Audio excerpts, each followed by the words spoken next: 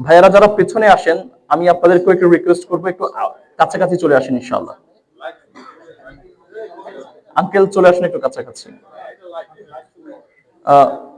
ভাইয়ারা আপনারা এদিকে চলে আসেন, মানে চলে আসেন। আমি আমি একটু বলছি কেন আসবেন, এটা একটা ফায়দা আছে প্রিয় ভাইয়ারা।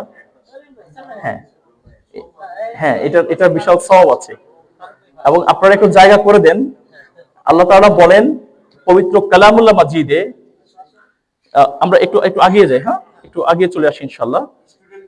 জি জি, mister Azan, please come to the front ইনশাআল্লাহ। জি, আমরা একটু একটু একটু একটু কাজ শেষে বসি আমরা। প্রিয় ভাইয়েরা, যদি কোরআনের মাহফিলে, কোরআনের কোন একটা লেকচার অথবা আমরা যেটাই বলি না কেন, কোরআনের কোন একটা ময়দানে কোন একজন ভাই যদি অন্য কোনো ভাইকে জায়গা করে দেয়, তাহলে আল্লাহ পাক রব্বুল আলামিন জান্নাতে তাকে জায়গা করে দেয়। সুবহানাল্লাহ।